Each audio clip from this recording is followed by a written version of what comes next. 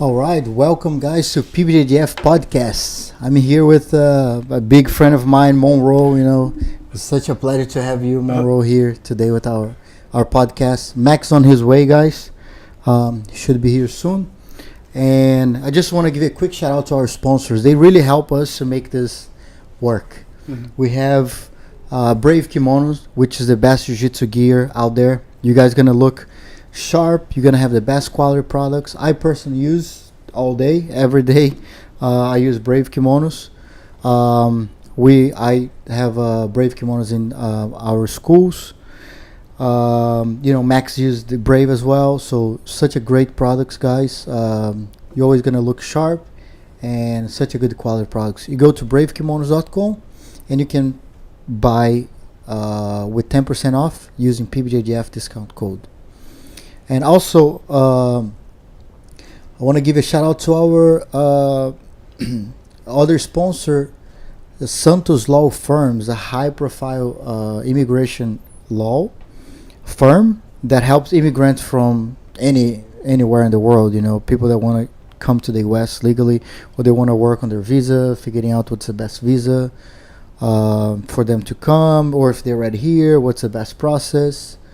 Citizenship, I personally use their service, and they're great. So if you guys are looking to, or anybody that needs immigrant law service, tell them to go to Santos Law Firm, and they're gonna be very well treated, and they'll definitely receive the best service.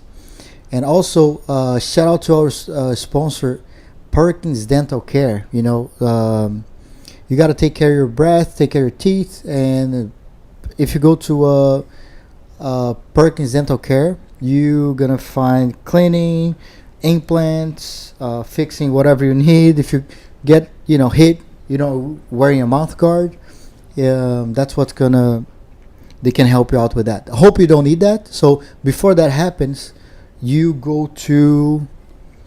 can go there and you can have customized mouth guard. You can have your logo on. You can have like personal made for your bite. For your bite. Yeah, yes, correct. It keeps you safe. Thank you guys for tuning in again, and just want to let you guys know that now we're monetizing through YouTube, Monroe. If you guys want to support the channel, we're talking. Last time we had a deal.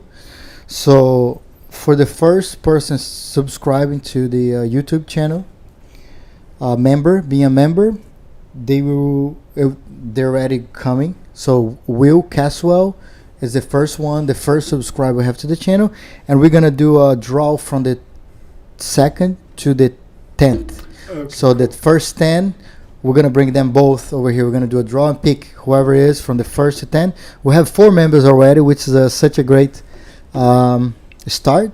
So if you guys watch right now, want to support the channel, you can give us the stickers somewhere in the comments. You can give some stickers. And you can also be a member. So for you to be a member, you have to go on the desktop, or you have to go to through the browser on your phone, and then you can see the member button. So basically that. Don't forget to share, like, and then we're ready to start. So Monroe, man, thank you so much to come. What a pleasure to have you here, and with so many stories. We were talking earlier. Oh, dude, we already did a podcast. We already been talking for an hour. Yeah, it's awesome seeing you, man. No, great to see you, man. So let's go back to like a long time. Right? First time we met, we're talking about this. First time I came to the U.S., I went to California, then I came to Maryland, and Harley. It's my brother. He was training with you guys already, right? Yeah, tough brown belt. I think he was looking for gyms for you to train in, and he was kind of bouncing around the area, and then liked our vibe. Yeah. That's kind of how it was, right? And then I came, we started training, right? You guys received me so well. I was a purple belt at that time. There was not much jiu-jitsu in Maryland. No, right? no. And we loved getting authentic purple belt from Brazil, different strategies than us. We were using YouTube and wrestling a lot to figure stuff out. So it was really cool seeing different sets, like a young, tough competitor coming up. And then you were getting ready for the same tournaments we were, so we could camp together. It was a cool cultural clash. Yeah. No, that was awesome. It was fun. And you're like, I don't remember. You're the toughest guy I trained ever in Maryland. You know, around that time we were training. Man, we had such a good, strong game. Yeah. Competing a lot then. Competing a lot,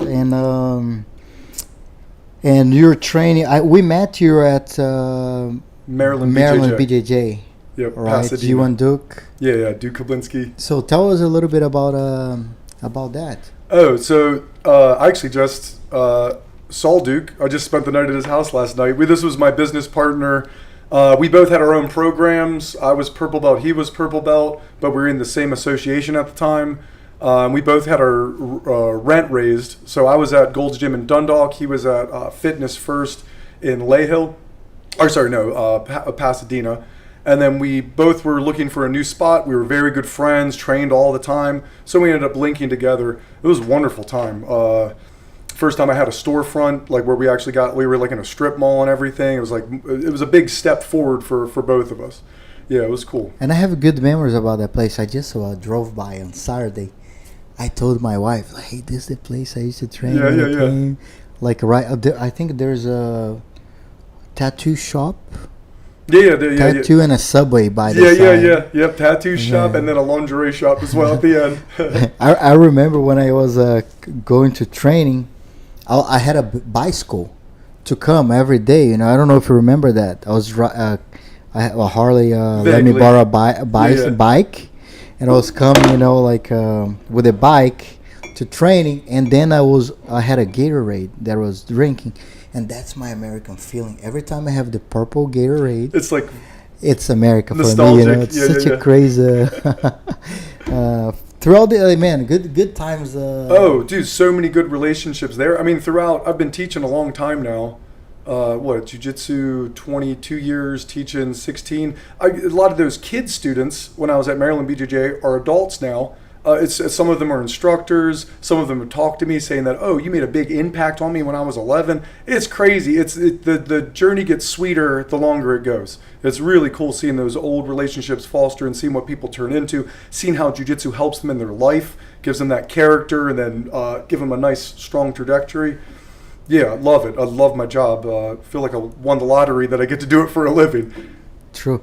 And so Monroe, like we have people already here. Hey, shout out to our Ron is one of our members. Ron, Will Caswell. Hey, Max just another day I'm late here, guys. I'm sorry. Will Caswell, Charles, and Raymond. Thank you guys for being a member. I was just Max. I was just telling you. We just started. Just went through the sponsorships, and so we're talking about like how I met Monroe. So I met Monroe in Harley Connect first. You know, I was coming to visit Harley, and then Harley found Monroe and Duke, in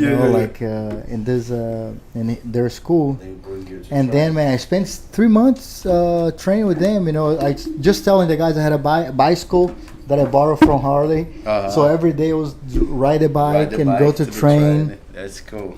I would tell Monroe was the at that time. There's a lot of good jiu-jitsu, everywhere, but like at that time, like I trained with some people around. And you're the toughest, toughest trainer, man. Really, you helped me a lot. Yeah, a lot of MMA training. Yeah, those are my tougher days. Where we were like MMA sparring a lot still and everything. Yeah, very gritty days. Hot rooms. And you were telling a little before I met you, right? We jump into how I met Monroe, but so you told me before, you know, how did you find jiu-jitsu and when and like what's the journey to get to that point that we met? So I see a UFC. My friend has one of those black boxes where you can get the pay-per-view stuff for free. and I see my first UFC. It's Royce Gracie, skinny with the gi on, beats Dan Severin, but it's a small guy in a kimono. And then so up until this point, when I was 12, I thought pro wrestling was like the coolest thing ever, and kung fu movies were the coolest thing ever. And then from 12 to 15, I started to realize like, pro wrestling, these are worked matches, still great matches, but they're worked. It's I would try to do a sharpshooter to my friend. It's like, oh, you only can do this if someone lets you. Mm-hmm. And then the kung fu movies, I'm like, well, I'm starting to realize as I get older, I'm going through puberty, I'm getting like a little tougher myself. Oh, they're not going through any competitive vetting. Probably Mike Tyson would knock all these guys out. Mm-hmm. So then at the time I'm thinking, whoever's the biggest striker, whoever can hit the hardest, that's probably the nastiest dude in the world. And then nastier than him would be a guy with a gun. But that's like my reality check. So then when I see the first UFC, and there's this little skinny guy in a martial arts uniform, and I'm like, oh, I'm obsessed. Like it looks like Ryu from Street Fighter. And then he's using what I thought at the time were pro wrestling finishing holds, and it was holding true to what it was. It was a smaller guy. It wasn't like a big guy forcing it. It was like a smaller guy using them strategically to beat giant people. So then it was like everything that I loved and I thought was fake all of a sudden was real, and it was mashed into one thing. I was obsessed from the get. As soon as I saw it, I was addicted. And then I couldn't get into a gym. There's no gyms around at the time. So me and my friends as teenagers, we would watch a bunch of UFCs, especially me. I was the one like pushing it. And we would do these things called JFCs. It was Japatown Fighting Championship. No hit to the head or the balls. Body shot. You would just go until someone would give up. And that got us tough. We did that for a while. We did that from like 15, how old were you guys on the time? 15, 16, 17. Yeah, that's awesome. We did it at the churchyard. And then it would be some of my favorite memories. It would be the seniors that were on the high school varsity team, the starters. So the biggest, best athletes in the school, and we were kind of nerdy, played D&D, computers and stuff. But we were also doing this mixed martial arts training like almost every weekend. So they saw us doing it. They were older. We were in 10th grade. They were like, "Oh, look, these geeks are messing around. Let's go beat them up." It was one of the most satisfying moments of my life. We beat the brakes off of them. So it was a bunch of nerds, but we had been training so much. It was like the first, you can be a nerd and be very dangerous. Mikey Musumeci, Ryan Hall. Hey, that's the guys who make me get more scared. Get in a tournament, a big guy, he's strong. I'm like, that's fine. When I see the nerds with the glass or like he's small, I'm like, my God, this guy danger. So I love that aspect of it, that it was information that was giving you such an advantage. And then what a great art if you're older, slower, less athletic. You're really using an information differential to beat someone. You're not using explosive. I mean, all that's going to help, but really you can be an old, skinny, slow person, and if you have enough information and the other guy doesn't, you get the right hold. They're unconscious, they're broke. It's amazing. Working leverage, angles, frames. Really held the old adage from the martial arts. We're going to use their size against them. We're going to use leverage against them. I feel like jiu-jitsu really delivers on that. A teenager, I've watched it, a 15-year-old teenager dismantle a grown military serviceman in his 30s. It's crazy. Jiu-jitsu is very powerful. True. And another reason I love it so much is it can be gentle. It can be very brutal, but you can use it, a home invader, you need to put them to sleep, break an arm. But also if you had to control drunk Uncle Freddie at the family party, it's great. Have to break him. To break them. Yep, sit him down, control him, keep him safe. I was a behavioral aide for 3 years, working with disruptive teens. This was in my early 20s. The jiu-jitsu was invaluable because it would be kind of strong, tough kids, but they had special needs and they would be medically fragile. So it'd be like a kid, very strong, but he'd have a defibrillator under his skin with a thing going up a wire to his brain. So you had to control him, but if you messed up, you could really hurt him. Yeah. So jiu-jitsu, I was like, oh, this is crazy how well this works for this situation. It's a very kind art. It can be a very kind art. Yeah, which I love, that it can be that in a full-on fight, and you still can kind of look out for the other guy. He's having a bad day.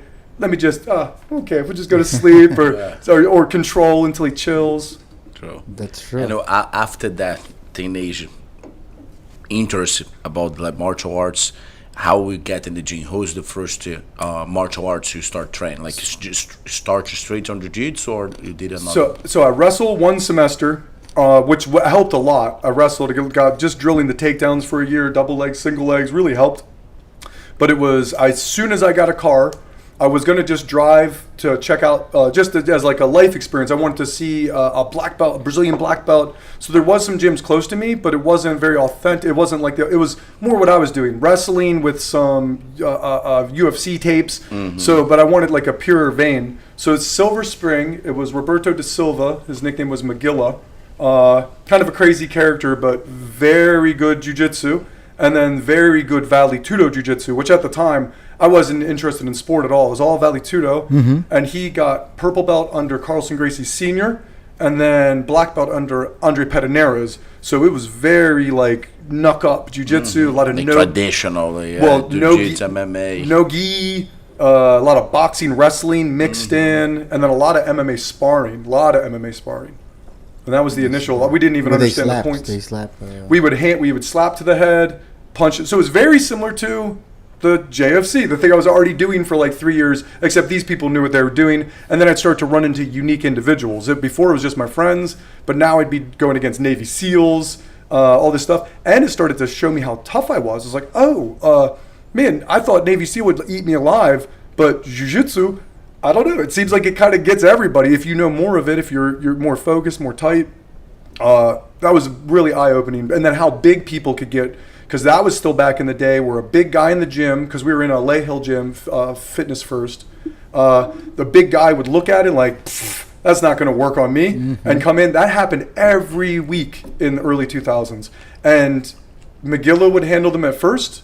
But then I was training 8-10 times a week. I was training constantly, spend the night at McGilla's so I could get the morning class too. So then eventually I was the 22-year-old. I was the guy that would be the enforcer. So literally, that was a lot of my training as well. We call the front line. Yeah, when yeah, the yeah. guys come, you put the front line. Go. That's go. this guy. Yeah. Yes.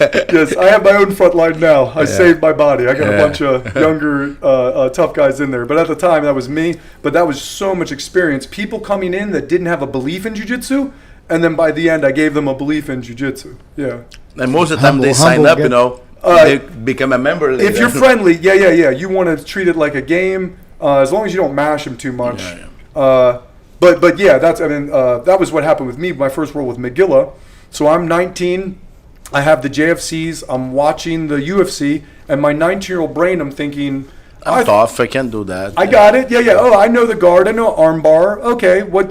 Now it comes down to who's got the heart of a lion, and I got the heart of a lion. I did not realize the levels. So when I first roll with Magilla, he taps me 6 times, 7 times in like 5 minutes, and and super gentle. And okay, it would be 100 miles per hour, and then right as my arm gets extended and I scream, he would stop on a dime, all this control, and I look over, he's smiling. Hey, you okay, my friend? I'm like, because I still hadn't broke through that ego barrier, because with my friends, I wasn't getting tapped. I was kind of the alpha with my friends. So it was a very important experience for me to feel how bad I would get diced up by someone who really trained, in an actual room, wasn't just watching UFCs from Blockbuster and rolling around with some other 50-year-old kid.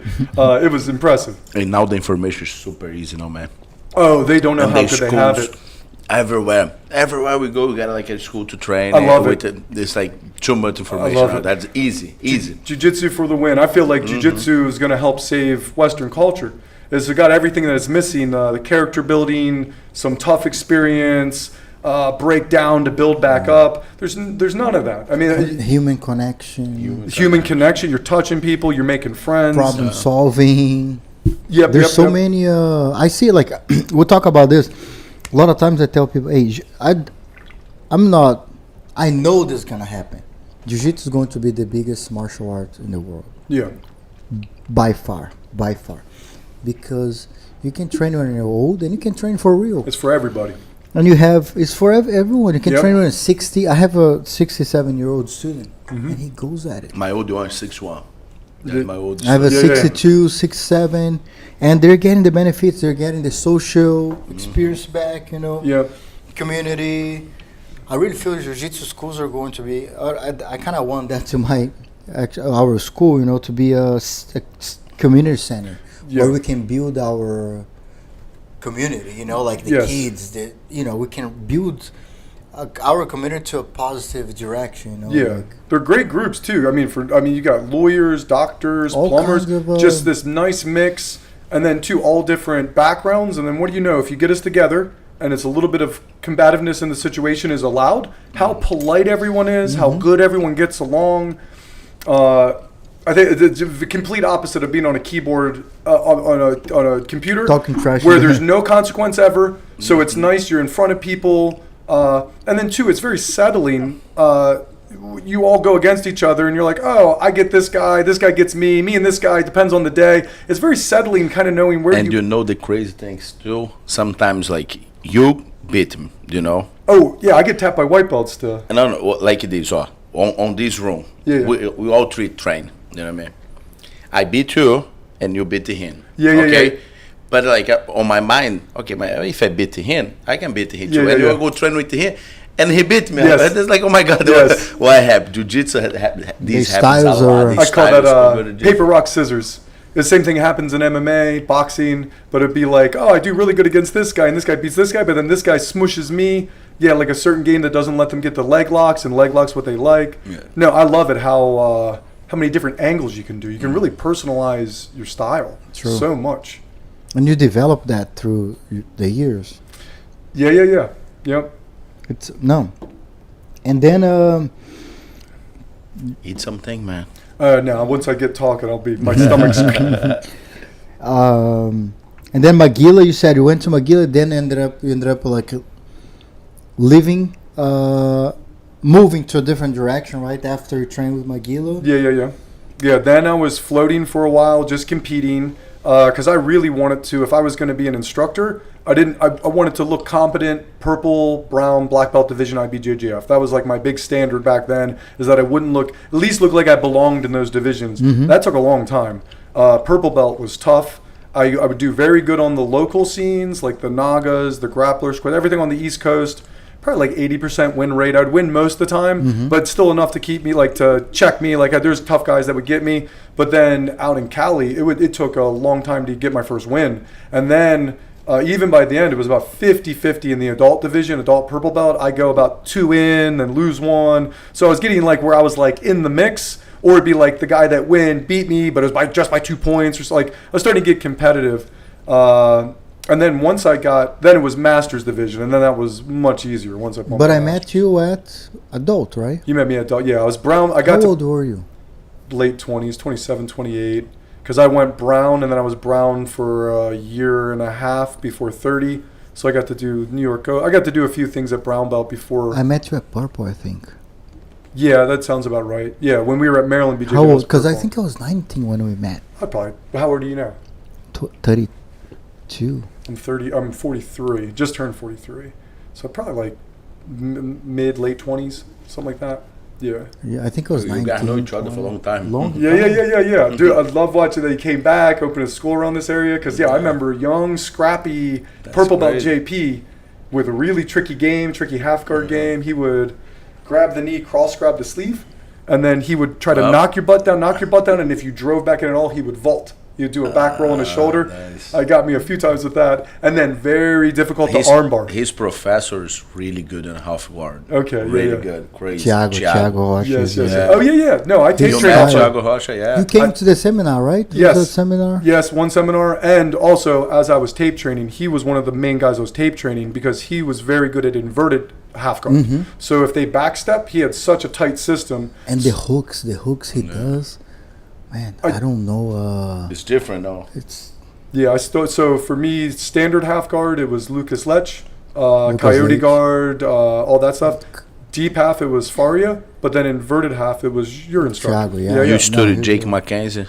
Yes, before? but it was much later. And then that helps too, because I feel like just like with the language and everything, like he can really, like when you speak it, I was like, oh, okay, he's describing like kind of how I would describe it.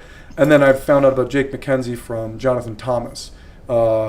which is just so much good content now. They just explain it for you. Mm-hmm. When I was doing this before, it was like I'd see a Marcel. You gotta watch the fight to try figure it out. Yes. The game. Like, oh my Reverse god! engineer. And then later watch maybe a bookie with the technique. It's Yes, crazy. yes. I would do. Travel 8 hours to go to a seminar and ask him. Yeah. Oh, well, I didn't do enough seminars. I really wish I would have done more seminars, because now that I do those regularly now, those are where I get most of the gems, because I can specifically ask. But I've been doing it for a while, so I have very specific questions, like missing gaps, and I kind of know where the gaps are missing.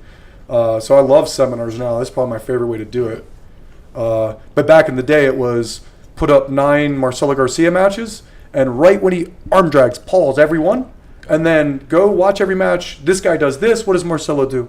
Okay, this guy pulls. This guy lifts up high. What does Marcelo do? Man, to study jiu-jitsu back in the day, you needed to love. Yes. Now it's so easy. Yes. So easy. Yes. Now you got BJJ Scout, which is basically just doing that for you. Yeah. So it's much more And digestible. now you have like a lot of free things. Instagram, social Like media. if you wanted to pay, you can have like quickly, easy. Just go dash, look it up, and buy what you need. But like a lot of people put content on Instagram, YouTube, everywhere. Good content. Good. Yeah, because they're trying. That's what they're trying to offer value to get you into the thing. So they give you very good content. I don't spend too much money, and I get a lot of content for free on YouTube. And then just the understanding of it. Yeah, now with you, I mean, they don't know how lucky they are. BJJ Scout, all this stuff is just explaining the systems, the series. It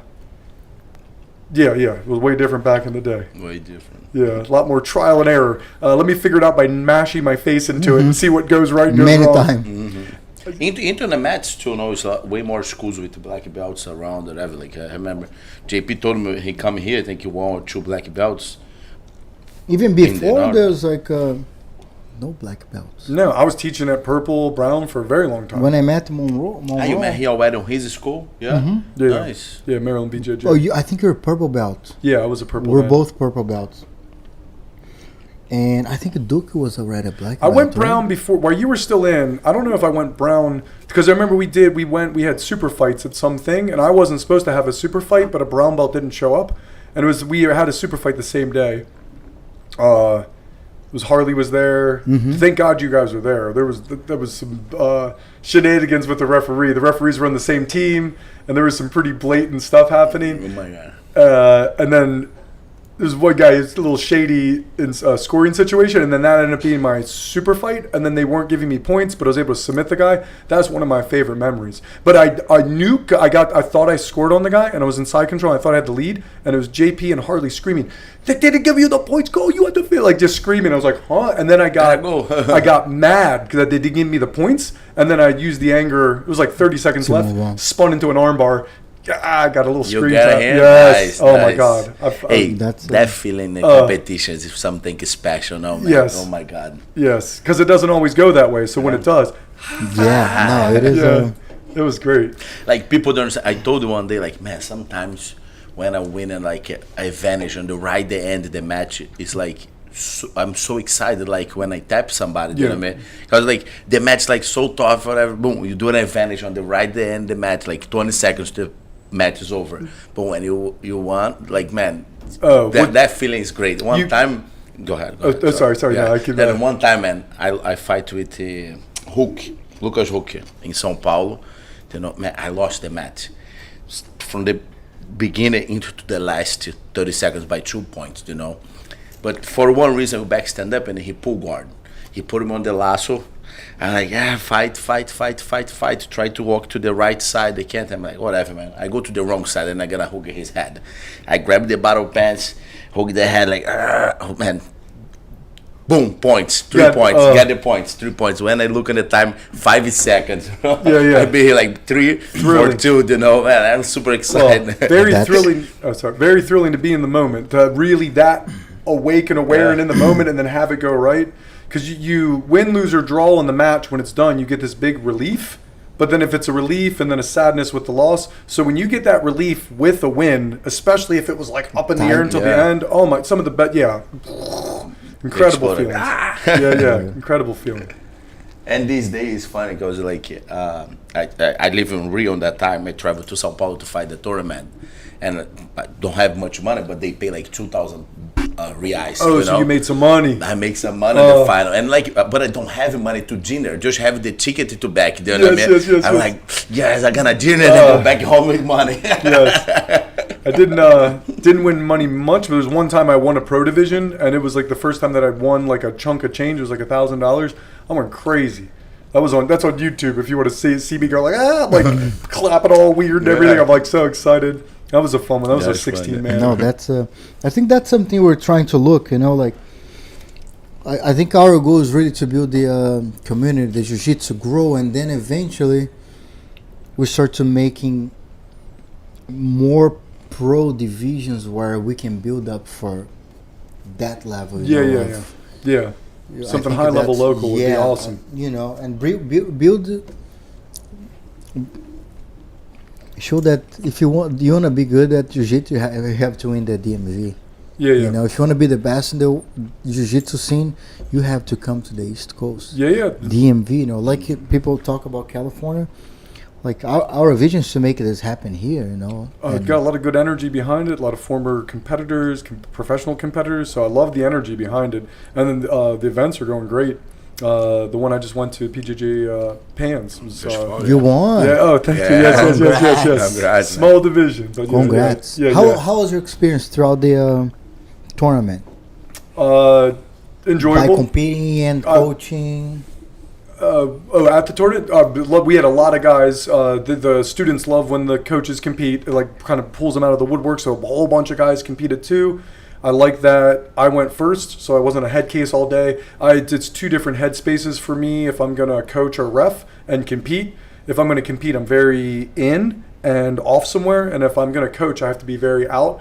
So difficult to do the both. So I love that I was like supposed to be the first match. One guy didn't show up, but it just was so early that I got all the nerves out of the way and a little zing. So then I'm all kind of fired up to coach the rest of the day. And the guys loved it. They did, great matches, a lot of wins, a lot of thrilling matches, a lot of breakthroughs for my guys. Even there were some guys that didn't win matches, but it was the first time they were white belts, first time they could put points on the board, first time they were landing sweeps and everything. So it was a great experience. I get very pumped when the students do good. That's awesome. Yeah, a lot of empathetic enjoyment from vicariously through the students. Very pumped. Yeah, I think I messed one student. This guy hadn't scored in the tournament yet, and he's been going 2 years striping up.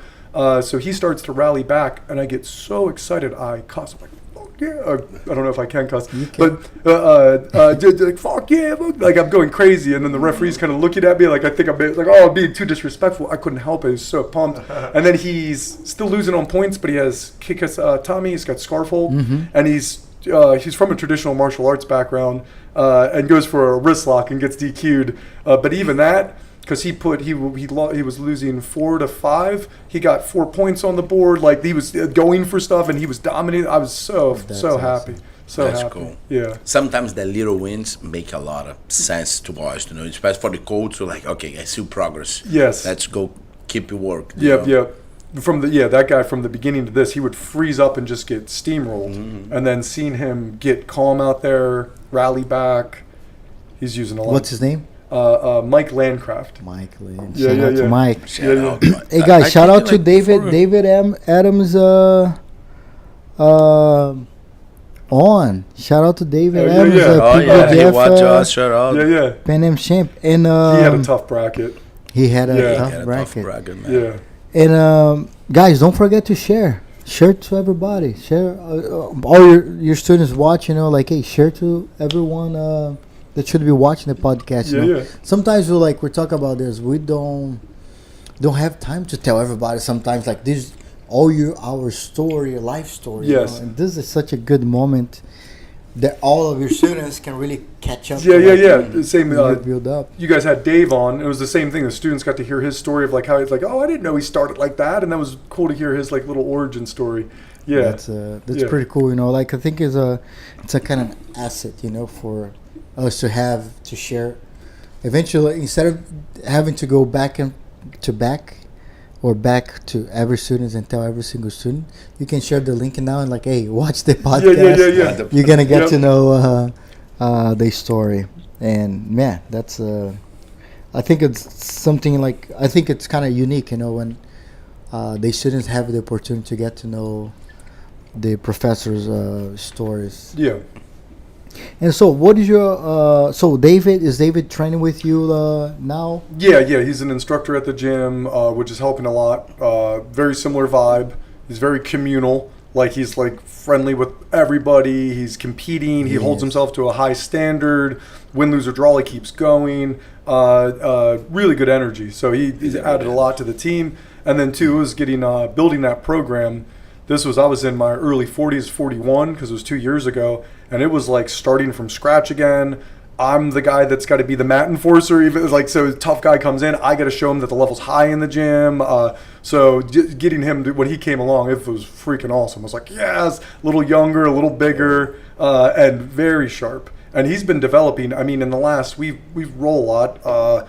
Last year, maybe, what is it, like about a year he's been in there, a little less than a year, and he's developed a lot. He improved a lot, yeah. Yeah, Phew, he's getting tough. He put a show at the tournament. I think it was the He showman. did one of the The best. showman Yeah, at he the. did one of the best fights in the show on the tournament. Yeah.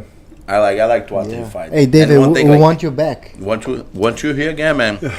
And another thing, man, he one of the most active black belt in the area. Yeah. Man, he competes all the time. Yep. He loves to compete. He competes every PBJJF Every tournament. PBJJF. Right? But that to me, that's a big deal. Because when I first coming up, everyone was protecting records, scared to compete. Like, oh, I'm not going to compete. I'll compete once a year, and if I lose, I'll have an excuse. He always put himself down. It's the martial arts journey. That's it. Just go. You're going to find out so much by going. As long as you're brave enough to march towards it, everything else will happen naturally for you. You'll figure it out once you get there. But that's the first step, being brave enough to go in. And that was always what I was trying to do. It's like, dude, win, lose, or draw, I need to go out there and find out. Especially if I'm going to teach, I need to hold myself to that standard. And that's really where all the lessons are. I mean, you can pretty much not have a coach. And if you just keep competing enough, harsh reality will slowly teach you. And it's brutal, but very beautiful, too, to go through that process. Life-changing. There's a guy competing, Charles, from Rising Tide. Charlie? Charlie. Yeah. Like a lot of guillotines. high elbow. He's putting the work. I see. And He's he going improved to, a lot. Man. Active. Compete all the time too. He traveled to one time, first Charlotte Open we did it. We in Charlotte, and then I see somebody jump on the other side. I'm like, man, it's Charles. I walk up, what's up, buddy? How are you, man? Or I don't know, you come to compete. Yeah, I want to compete. I'm like, when you arrive? I'm like, this morning I come in a bus. He got a bus, man, to Charlotte That's to awesome. get that competed, Yeah. win the division and come back. and he won the first place ranked last year, right? yeah. That's how you get good, man. I mean, coming up, this is because my initial coach was more restrictive with when he would compete. Kind of looked like he wanted to protect the record. And then when I would compete, I was doing a similar thing. I compete twice a year, 3 times a year, make a very big deal about it. If it went wrong, I was depressed for a month. If it went good, I was like felt like I was the man for a while. But when I would go to compete, I would only do one division, no open class. And when I'd go there, I'd see like all the guys that ended up being world champions later. So I'd see Ryan Hall at Blue Belt. And Ryan Hall would do every freaking division, every time. And I was going maybe like once every 4 months, 5 months. And every time I saw Ryan, when I went, I was like, I bet he's here every time I'm not here too. And it showed me the process is not magical. Ryan didn't have, he had plenty of losses, and what he would do is he would do 4 divisions. So by the time he's like match number 13, some guy that has no business beating him beats him, celebrates like he won the Olympics, but then Ryan would just like, okay, well, Next now one. I got the next division. Okay, you got me. And he just didn't seem to care. He wanted the reps. And then about 3-4 years of that, he stopped losing. And I was like, holy crap. So watching him turn him, all the guys, Justin Rader, who's Ian McPherson, all the guys that got nasty, they were just spamming tournaments and we kind of shrugged the losses off, like didn't take it too personally. Because for me, I was a head case. I was in the gym very tough. Like you said, one of the tougher guys in the area. That's because you came to my gym. If you went against me in a tournament, there's a chance I might have choked. And then I had a big difficulty. I would let the losses go to my heart, And then when I'd win, I'd let the wins go to my head. And then I'd be decalibrated. That's the biggest thing later on is like each match is new. You're starting from slate. And then as the match starts, there's going to be a first moment and then a next moment. And you need to be present for all those moments. And you need to see what's going to happen. You can't assume. So it really teaches you present moment awareness. It's such a cool sport. And it's competitive enough to get you, but is relatively safe. Yeah. I mean, I've seen people get basketball injuries. Man, comparable with the other combat sports? Yes. It's pretty safe. I have a doctor I do privates with. He chooses jiu-jitsu for his training to stay healthy. He's 50. He uses jiu-jitsu because a lot of the people, the older guys he deals with, they injure their knee playing basketball or tennis or because anything sliding and shifting. So he likes jiu-jitsu. He has a very sticky style. He attaches, goes. He's slick too. Tough purple belt on the way to brown. Yeah. But he likes it because it's gets a good exercise. But he's doing it specifically for safety. As long as you got the right training partners. Yeah, you get people that don't know what they're doing. You can get hurt. I talked to a guy. It's like you gotta find. There's styles, right? But like if you wanna be safe, you gotta find a martial arts school, that's going to teach you in an educational process. Yeah. It's not just a fight club. Not a bunch It can be a fight club. Well, you got if your you're guys. into fight club. Yeah. If you're maybe young, just want to go beat each other up like you're doing the fights right before even jiu-jitsu. Yeah. And there's a fight club style, but my favorite, my favorite is working with the general public. But yeah, you want to have your group of young competitive guys because they really do keep the rest of you honest. If you got a professional boxer in your gym and he's going off and doing good in a professional match, you don't need to be a professional boxer, but you can get a round with him and then he's being friendly with you, showing you so then you say, oh, well, I get to compare, see where I am with him, but then you're so far ahead of the person on the street. So it's the same with jiu-jitsu. And really for me, it's more like the kids students. I had one athlete I was able to coach to world champion juvenile 2 blue belt, which is almost black belt level. Those kids are nuts.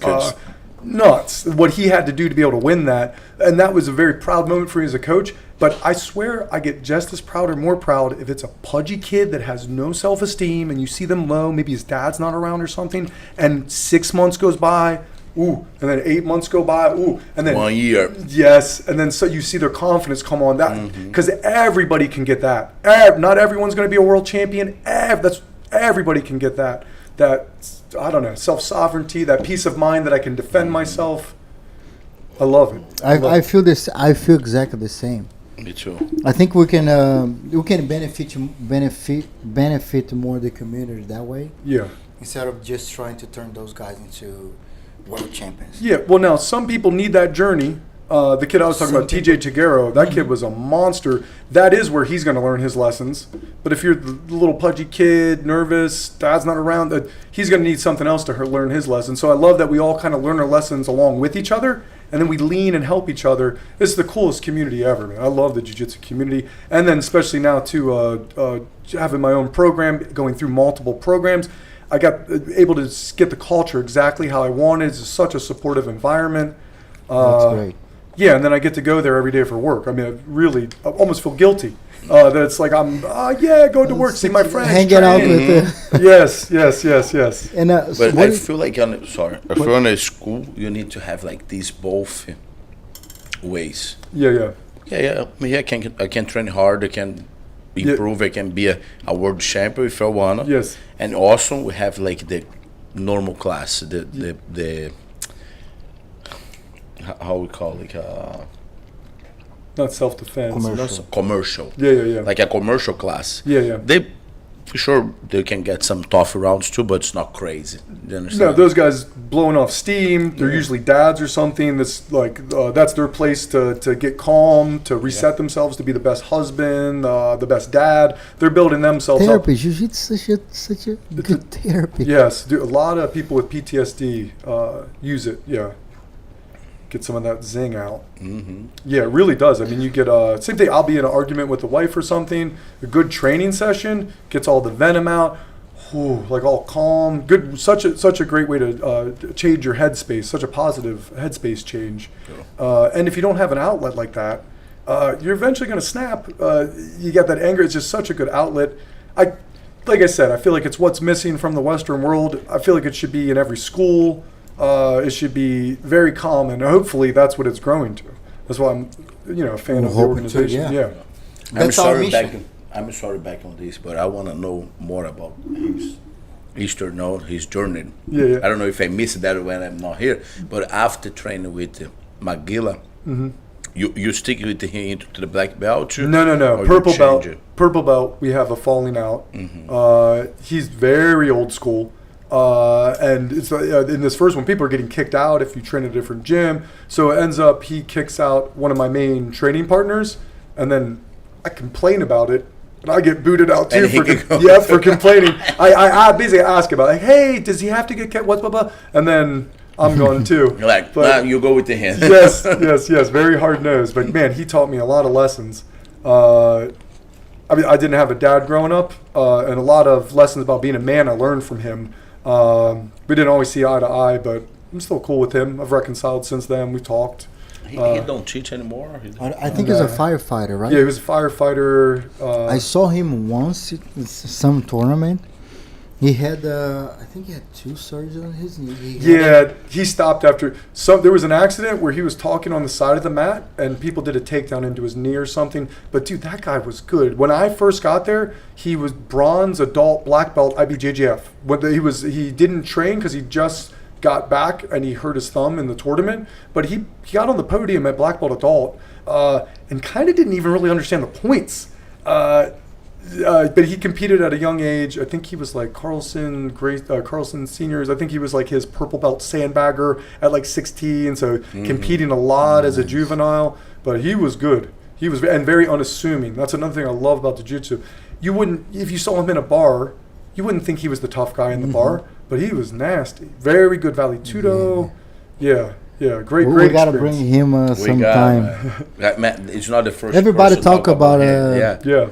He's like a pioneer even Vicente here. said, man, before Magilla was here, Douglas. Did you met Douglas? Did you train with Douglas? He's we did a podcast with him. He used to train with Magilla. Douglas. Oh, I think I know who you're talking about. Yeah. It's just so many people. Did you guys train at the same time or different time? Gibby, what's Douglas look like? Strong. Now he's like a police. Okay, I know you're talking. Yeah, I trained with Douglas some. He has a school. Big, dark-skinned dude. Big. Yeah. We trained some. Yeah, he almost had an MMA fight, and then I think his daughter was born like early, like the night before. It was crazy, but it seemed ordained. I was like, yeah, dude, we're gonna cancel. It's an amateur fight. You're not getting paid. It's out of state. If your wife's going into labor, this is God telling you this is your direction. Yeah. I believe, if I recall correctly, it's a lot of memories throughout the years. So many people, right? Yeah. Come and go. Yeah. It's good to see the ones that stick with it, and coming back and talking about all the journey. Yep. Yeah, it's cool seeing how everything twists and turns and decisions from 15 years ago, see how they manifest later and everything. But looks like Magilla changed a lot of lives, man. You see a lot of people even start with the hand and it's still sticking on jiu-jitsu. And it was a very pure vein. Everything else, it was Lloyd Irvin, Magilla, Yamazaki. Those were like the bigger 3. Leo Dalla was here already? Was Leo Dalla? I'm not sure. But it was one. It was like I was coming up. I remember when I was researching, I wanted to get someone from Brazil who's a black belt, and I couldn't believe there was one within an hour and a half of me. And crazy experience and humbling. I thought I was going to be doing fine, and I was like, oh, I did do fine against all the blue belts, blue and below. I don't think he had any purples, but those times the churchyard JFCs actually did pretty good. Like I was pretty tough, but not against Magilla's 2 seasons. Yeah, it tore me different up. Level. Yeah. And then after the brown and black belt, how we get there? So I go with Carlos Oliveira. So he's through Roberto Travin. He's got Evolution Fight Team in Virginia. You ref for at PBJJF tournament before. Oh, cool. Yeah, great guy. Richmond, right? He's in Richmond. So I'm in Combat Sports Center, Maryland, and I'm in between coaches. I'm just running the jiu-jitsu program. I don't own it at this point, but I'm in between coaches, and then he's the head jiu-jitsu coach at Combat Sports Center, Virginia, and then it just seemed like a no-brainer. We met and then hit it off. He was very Big was very hard-nosed, very tough, very tight with everything, and this guy was the opposite, very bouncy, very loose, very happy, very we matched very well. Linked up with him, and then had to prove myself to a whole new association. Had to do matches in front of Trav and say, "Look, I'm competent." But it was wonderful. It was the first time I actually had a team behind me, which was crazy. I remember doing Pan's Master 1 brown belt. It was the most points I've ever scored in my life because I had a Travin patch on my back. I didn't even realize how many people were in the bleachers, but I would score a point, and then people and then screaming. Dude, I've never scored that. It gives you electricity. One match, 31-2, and one match, 24-0. I had never done that since. Never did it before. But it was like every time I'd score. Really. Okay, I go. Yes, do again. Yes. I think I need another point. Yeah. Holy crap. Yeah. But that was really cool. That was thrilling. And then in this match, I forget the guy's name. Very tough brown belt. He got gold in ultra heavy. Remember, he had a shaved head and some scars on his. He looked like a Bond villain. Had scars on his head. But so he's beating me. I'm down. We're 2-2, and I try to score back on a sweep, but then he takes my back, so it's a 6-2, and I'm really losing. 30 seconds left, and he goes for a gi choke. But since I have a crowd, when he goes for it, I go, you don't got it, whack my finger. So then he pulls as hard as he can. I don't tap, but and then it deadened a nerve in my face. My face was numb from here to here for a month, and I thought it was permanent. I was like, I guess I shouldn't wag my finger because that guy just gave me everything he got, bow and arrow on my face. And eventually, feeling came back, and eventually it came back. But that guy was strong. That guy was strong. No, you don't got it. No. Come here. Yes. Hey, sometimes that happens. I'm training, somebody say, no, you won't get it. I will get it. I will get it. I survived, and he gave me a good you got it, but I do like this. Yes. I got survived. I made it. Looking like Rocky. That's crazy. That's funny, man. And, and so, Monroe, you told me, and then after you open Baltimore, I visit you, I think, one time at the location before you go to Baltimore, BJJ. Yeah, Combat Sports Center. Combat Sports, right? I ended up owning it for a little time. And then also... Did you open from scratch? No. It was a Muay Thai guy that opened it, and I was helping with the program. And then I was having the guy we were talking about earlier, Duke. We weren't good at business, and a lot of it too. A lot of red flags that we're buddies and we're business partners. We're both very good at jiu-jitsu, but not so good at business. We're both really good people persons. We really get a lot of people in there, but we're not good at managing. And then he was my... And these guys start training for free. Yeah. Well, then I've come to find very hard to see red flags when you're wearing rose-colored glasses. So it's like I'm not saying anything. And then I did not realize that this is time. This is a big part of me becoming a man too. When you don't handle little problems, you are planting little problem seeds, and later on, let some years pass, you're going to have a problem tree. So there was a lot of that. Eventually, the thing crashed, but wouldn't trade it for the world. Very enjoyable experience, and it was important. All the pitfalls, I think it was before this program, I think 4 programs altogether, wouldn't trade it for the world because all the experience was so priceless. And just like the jiu-jitsu matches, you lose, you're crushed, and then you're like, well, fuck, am I going to give up? Fuck that. Dust myself off, get back up again. Oh, I'm more resilient than I thought. Oh, I had, so this is a combat. I have my second kid. I have a falling out with Duke. So then I'm at combat. The guy, he had a certain amount of years where he wanted to make a certain amount of money from combat. It didn't get to what he wanted. So then he wanted to sell. I was like, dude, I'm not in the other gym. I'll become the owner. So it worked out. It worked for everyone well. So as the owner, I maintained that for about 3 years, but I cooked myself.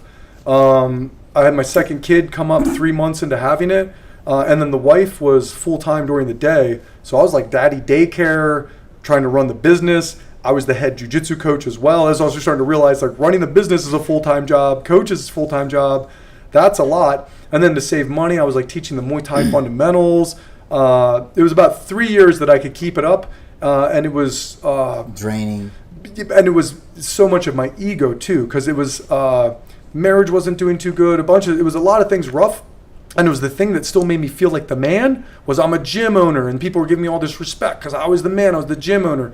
So really, it started to really absorb all my ego, all my energy. So then when that thing crumbled and went, it kind of like crumbled. Everything that I thought I was got crumbled. And then in the dust afterwards, like, well, hold on, there's still something here. What's this? What's this thing? Oh, this has been around the whole time. Oh, so this crumbling for me, this was the best thing that ever happened in my life because it put me in a position to rebuild, and it stress tested everything. I got to see what my marriage looked like with all this stress. Not too good. I got to see what I look like as a father with all this extra stuff. Man, it doesn't look like I'm enough to handle all this. Business owner, teacher, everything was going worse, and finally crumples. And then at this point, I don't want to get a job at Starbucks. I want to keep teaching jiu-jitsu. So I had my friend, this is the friend that got kicked out of McGillis, that I, said, hey, why did he get kicked out? So this is Lee Sinkowski, incredible jiu-jitsu player, 3-0 amateur MMA, very well-rounded martial artist. He's got Baltimore BJJ, and I'm like, hey, if I bring some people over, if I bring my paycheck in students, could I get a gig? And he was very welcoming, very open, and that place was wonderful. I got to do a lot of, there was already so many coaches there. They already had their culture. So I couldn't fill all the slots in. People wanted to teach. So I was teaching like 4 times a week. So I had all this time to rebuild myself. It was a really wonderful time there. They got a great program. Yeah, Baltimore BJJ is awesome. A lot of good people. Yeah, we brought Rob the other day. Yeah, Rob looks like Yeah. Rob took over the program. Yeah, right? yeah. So he was one of Lee's top students. Lee's moving on. Professional MMA fighter, now black belt in Brazilian Jiu-Jitsu. So he was the next guy to take over. And then for me, I knew I wanted my own pie eventually. But my time there was wonderful. And then this was a guy I worked with. He was like the nastiest Muay Thai competitor at Combat when I was the owner, Jesse Swain. So then while I was doing my thing, Combat collapses. He starts American Muay Thai during this time while I'm at Baltimore. So he's building American Muay Thai, 6 years, something like this. He's got a nice group, very high level striking. I remember Jesse, I can't remember his exact record, but it was tough. It was some 24-0 or something in amateur Thai, 5-1 in amateur. Then he just, I think he just had a pro boxing fight and won. But he was being flown out to Donald Cerrone's camps as a sparring partner. Flown out, kept there for some weeks because he was tough. I'm trying to remember his MMA record, 5-1 or something. So he did MMA, boxing, kickboxing, jiu-jitsu, very tough, wrestled in high school. But so he got a great program, very go-getter, very good at business, a little more forward than I am. I get complacent and like happy and will stay someplace. So, but he's very like next thing. So awesome working for him. And then now I'm running his jiu-jitsu program, and I've never been happier. And setting everything up, when we sit down and we can talk and we're setting everything up, I've had all those other experiences. So now I know exactly, like, oh, well, this is my strength. This is my weakness. If you can set it up that I can triple down on this, I'll bring so many people in, but I'm not so good at this. So I really knew myself, and it was a person I had a lot of rapport with, very friendly with. So this is the best I've ever had anything set up. This is the most money I've ever made in my life.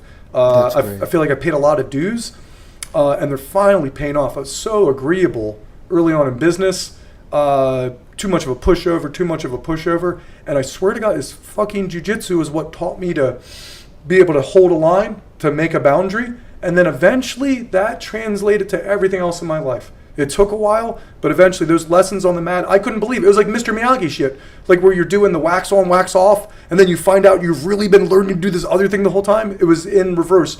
I thought I was doing jiu-jitsu matches. I was learning how to live. I was learning how to be alive, live in the moment, not disassociate, take things seriously, try, really apply myself, really try my best.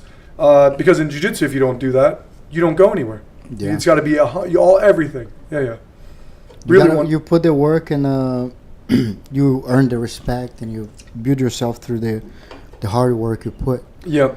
And man, Monroe, every time I hear from you, man, I'm so happy to see your success. Same with you, JP. I'm sorry to not be there when things came down. Sometimes we get too busy with life. Yeah. Man, if something happened, man, I'm always here. Yes, sir. With when if you ever need anything that I can help, man, I'm always here. Yes, I'm yes, always yes. happy to hear from when people talk Very about you, like-minded. man. Very Hey, like-minded. Yeah, Warrior. that's such a nice history, man. Yeah. That's like Yeah. It's and after you has everything down, you're building up again. Yes, On yes. jiu-jitsu, what the thing you love to do. Yep, It's yep. very important. It's Dude, nice. I was tape training to save my marriage. I was tape training. It was like literally the way I was winning tournaments. I was using everywhere else tape training to learn business. So I had all this extra time, and I was like, okay, well, let me take this laser beam that I've been using to learn deep half guard, and let me aim this at business. Let me aim this at relationships. It teaches you how to build yourself up, and then it makes it a very visceral, physical thing. So it's easy. You don't even have to know you're building yourself up. You just have to be in there and go through the experience. But it's crazy. Yeah, what it ends up being later on if you stick with it is insane. That's true. Here we are. Look at that. Yeah. Hey, look at those kids back in 2009, 13, 8, nine, something yeah. like that. Yeah, yeah, yeah. 2008, 9. Yep. And look at how jiu-jitsu is growing since then. Oh, I you love know? it. Hey, So many 2009 schools. looks like yesterday. Now it's like, oh, So many schools, so many tough black belts, so much good instruction, and I feel like the creepy stuff is harder to do now that the internet's bigger. If it's a fake black belt, someone's being inappropriate with the students. Easy to figure out. The community is doing a much better Yeah. job of trimming it out and keeping the culture healthier. Because any of these positions where you're a gatekeeper, you can give someone a belt, and for them it's a big part of their self-esteem to get the next belt. That is a precious position to be that gatekeeper, and that can get easily abused. Same thing if you're Harvey Weinstein and you're the person, you want to be a starlet, you want to make it into the business. Well, that gatekeeper can be a creeper. They love unscrupulous people love that position to be gatekeeper. So you really have to watch it, and you have to mind yourself too when you're in that position. I'm a gatekeeper. I need to make sure that I'm not getting stuff for me. This is for their journey. I'm going to do it when it's appropriate, not pulling strings and manipulating, because there was a lot of that when I first came. It was like into jiu-jitsu. It seemed like the professor would have a certain view of reality, and then if you agreed with that view of reality, you would keep getting rank. And then it'd be like, even if you were good, if you didn't so much drink the Kool-Aid, then you wouldn't get rank. It's way less culty now than it used to be. Yeah. Way more. Everything. You shine light on something, I feel like it's very healthy. So just that there's more focus and view on it. The internet's great. Just more sight usually naturally cleans things up. But that's another thing I'm very much enjoying is the culture's better. Because I love the jiu-jitsu culture. You go to tournaments, almost like a surfer vibe. Someone kind of like a surfer. That's true. Yeah. Because I wrestled one semester in high school. So much tension, everyone yelling, you lose, screaming, throwing your headgear. Here it's like a guy beats me or I beat a guy. He's like, what was that sweep? That was awesome. How'd you set that up? Yes, they become friends after. What's your Instagram? Yeah. I love it. Great. So you grind against each other, but then afterwards, it's to me a very gentleman's sport. Yeah, love it. No, I love that too. We have a lot of questions. We need to check it out, the questions, Let man, me because see here. today we got a lot of. David Yada is very inspiring today. Yeah. Monroe is the best coach, man, number one. I have been with Monroe since I was 15. Roll. They're gonna turn. Glad I could catch this one. I'm gonna turn bright red if it's gonna be a bunch of praise. Monroe, the PBJJF champ. What do you guys think about combat jiu-jitsu? Combat jiu-jitsu. Is the slap one, right? Yeah. I mean, to me, they're two different worlds. Combat jiu-jitsu, maybe just do MMA, because it really is the positioning, the space control for striking is very specific. And then the beauty of the sport is like, well, what else can you do if you can stay in those middle ranges longer? You can really do some really cool, creative, beautiful movements. And those movements that you figure out in that way, they can translate to MMA, just you have to do them fast and hard. You can't do anything slow. So like deep half in a jiu-jitsu tournament, I can get to deep half, sit here for 3 minutes this way. But deep half for MMA is going to look like Jeff Munson, where it looks like a bull terrier. One way, other way. Never stop. You can't stop. Don't Yeah. give Yeah, the yeah. guy Same with single leg X. So you can't just sit there. You're going to get pounded. But if you reap the knee, you're okay. If you knee flare, you're okay. Chalos Oliveira, plenty of single leg X. As long as you reap the knee, slice. As long as you're picking the foot up and putting flexion on the knee, they can't punch you.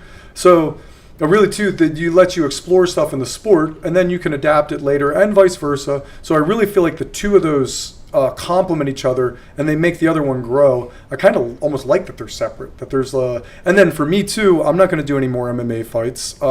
The jiu-jitsu, having a chance of getting choked unconscious, that's thrilling enough. That's dangerous enough. Yeah. So for me, danger already for over 40. Yes. So for me, that I can still do something combative like that and let that masculine pillar come on, but I don't have to risk losing the teeth and the brain cells. I really like that there's a more playful aspect to it, and it's still pretty intense. I mean, it's still arm bars, still pretty. I see some stuff. I was like, what the? Yeah, it can feel pretty combative in there. It can hurt. Yeah. I feel almost the same. To do combative jiu-jitsu, do MMA. Yeah. You know, kind of. But I do like that mindset of the spacing. You need to remember the spacing is completely different for strikes, and you could be a very high-level champion, and if you don't have a few fundamentals, you can get knocked out by Chad at the bar. If you don't I tell everybody, jiu-jitsu for MMA is another jiu-jitsu. Yeah. You can't play the jiu-jitsu you do like on jiu-jitsu competitions. Most of the time don't. You gotta adjust a little bit. Yeah. For MMA, you know. Yeah, no, you're the super high level. Sometimes you can. Ryan Hall, Chalos Oliveira, they really roll the dice. I mean, fall to their back, spin into stuff, and then some. But I still feel kind of a little bit different. Example, they figure out the way he do their moves on MMA. You know, but it's super hard to see somebody sit on a position and wait. Do you understand? Yeah. They're not gonna pull guard and wait that. Somebody on jiu-jitsu can pull close guard, cross the arm, climb arm bar. It's too hard to see on these days now. People play close guard on MMA. Yeah. They have foot on the hips, like the hands are wet inside. You know, kind of a little bit more. When you got 5 minutes and you got to make sure you don't lose the round, so you can't quite like wait and see, wait. Gotta and be see, more active because then the fight's going to be over. So it really did turn into a sport. Yeah. I'd love to see continuous round. I like no time. Like even if it's going to be 15 minutes, just continuous. Let them go. But I understand it. So you're trying to make money. You want it to be action packed. But in a real fight, sometimes fights are boring. Sometimes that's being patient is a huge part of a real fight. But I do see why they're doing it. You want it to be spectacular, and so it really forces action. It's more the show now. And going back to UFC, UFC is really trying to buy everyone out, right? Because you see, they bought WWE. Looks like they're doing something with they slap. Do you see they slap? Yeah. But this is not new. I mean, they bought Pride, dissolved it. WEC. Yeah, Strike Force. Strike Force. They buy Wacker too. Jose Aldo was a champion. Yeah. Strike Force. Which Ryan Faber and Jose Aldo. Yeah, WC. Which I'm not a fan of this. I don't like the monopolization of it. Is they want to be like the NFL of MMA. They're buying everybody. But I missed when it was Pride and UFC, and then sometimes they would be like the champion. They would be like on New Year's Eve. They fight each other. It was so cool. I like that too. And then I like different fighting rules, and then too like UFC. Tournament based, but then you'd have the Grand Prix in the Pride. The Pride. Different 10 minutes, like different. The round is a little bit different. No way. Loved Pride matches. But the freaky shows too is fun. They got the big guy. Yes. Ho-Man Choi versus Pride is my childhood. Yeah. I remember watching Hickson on Pride. Yes. Minotauro, Bob, Mirko Krokov. They shoot box versus BTT. Oh my God! Vanderlei. So Magilla early on shows me how to head stomp correctly through guard, and then I'm watching UFC, and because at this point you can still kick to the head in the UFC. I was like, how come no one's doing this? And then finally, literally the same techniques he shows me, Vanderlei, Shogun, Ninja. I was like, oh, that's pretty effective when the other guy's like just kicking through the legs, beating the knee line, kicking to the side. But it was cool. It was like a thing that was like a Vale Tudo Brazilian thing that got taught to me. And I was like, well, if it's so good, how come they don't do it? And then when I finally saw, that is very good. Japan, it was very good. Yeah. Yeah. Japan was like in kind of no rules, pretty like they were like. Pretty crazy. And I think the laws might be different, right? Like for liability. I don't know. I could not. Maybe it's no liability. I cannot believe they had Grand Prix where you'd have like Takanori Gomi versus Mark Hunt, and then you could kick to the head. That someone could die. You got a heavyweight kick a lightweight in the head when he's on the ground. I've seen people just a little bit dangerous. Yeah. I think they did let you decide if you were 15 kilograms lighter, you got to pick if you wanted strikes on the knees or not, like if you could head kick. So they did let the little guy pick, but still, that just seems... I mean, I've seen boxers die because they got punched in the back of the head pretty hard. So just that the idea that you could get soccer kicked. It's great. But thrilling to watch. That's very fun because it's very dramatic. And no dopey. Yeah. They guys everybody like God, they give it to you. Ricardo Arona, remember Ricardo Arona? Oh my God, Kevin Randleman in Japan. That's right. Holy crap! I forget his name. He's American. He's still pretty active on Instagram, man. But he's huge back in the day, man. Bob Sapp? No, he do like the carnivore diet now. Try to back fight. Fighting Pride? No. What do you look Man, like? he's like a heavyweight, very good on wrestling back in the day. Not Jeff Munson. Not Jeff Munson. I would do when I finally figured out Jeff Munson's nickname, the Snowman. I thought it was like some cool, like, oh, he's ice cold. Like, no, it's because he's very, very white and he's very, very round. He's like 3 like round balls. Like, oh, dude, I love Brazilian nicknames because it's like the most fucked up nicknames. So my initial nickname from when I'm at McGilla's is Cabeçon or Cabeçudo. Cabeça. And at first I'm like, yeah, my nickname, and then I realized it just means big head. I'm like, oh, come on. But Buchecha is like chubby cheeks, and so they kind of like almost like if you get like a little friendly little bully. The tougher the guy, it's like the sillier the nickname. Yeah. No, I think everybody has a nickname in Brazil, you know. Yeah, but I don't know nowadays, to be honest, with a lot of new. Everything's different now. Yeah, Everything's different now. I'm kind of out of what's really happening to the world. You know, I'm so involved with jiu-jitsu that so many things. You have kids, you're probably more involved with many other things. Yeah. So you're more updated with the language now you have to say, right? Speak and Yeah. And my English is my second language. Yeah. So hard to learn the new. Come a long way. Remember the first days? It was fun just at a culture clash of it, trying to understand each other. Such a cool sport. It's such a cool art. So many people have met, so many and such interesting people. Mark Coleman. Mark Coleman. Okay, Mark Coleman. Yeah. He's huge back in the day. Oh, dude. Super I think hard. He had a punching bag that he partnered with UFC and created. I don't know. Not like a. It might be Boss like Rutan. Something. That's Boss Rutan. It was Mark Coleman, Mark Kerr. Those were the gigantic Americans. That's this guy. Mark Kerr is the smashing machine. Yeah. That guy was big, but Mark Coleman, I think he's doing like a celebrity boxing match here soon. Yeah, so that's what I say. I see here very active on Instagram too. Yeah. Got some old wobbly. But he's huge back in the day, man. Oh my God, yes. He was because it would be like Dan Severn was like the big strong guy wrestler, and then Mark Coleman comes in, the bigger. Stronger. Yeah, and stronger. Yeah. Smushes him. Yeah, he was crazy.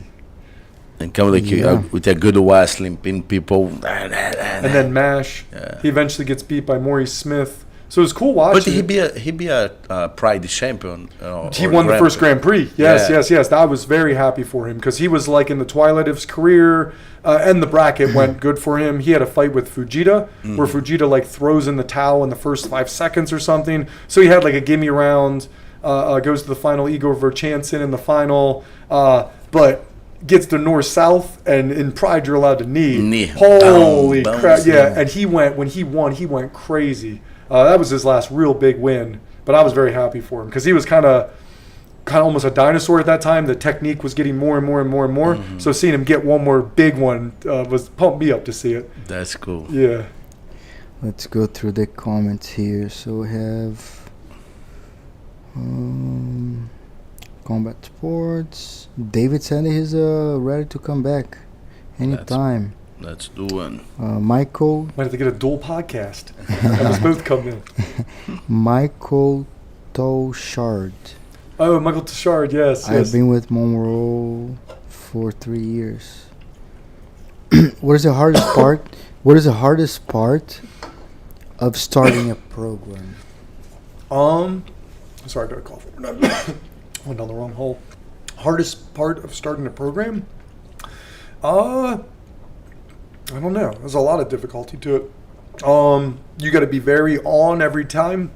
You need to make them the quality, keeping the quality high, and then you don't have the money at first if the program's small. So it's really got to be you. You got to be in there 4 times a day, most days of the week, because you're the one that's going to be the face. And then too, you got to keep the passion up.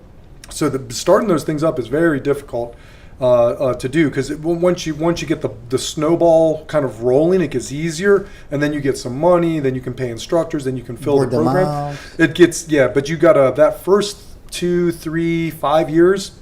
A lot of energy to get it spinning. But the reason I love these things so much is because once you get a gym really up and firing and running, it's like it's its own thing. Like, you need to every once in a while go back and make sure the culture is good.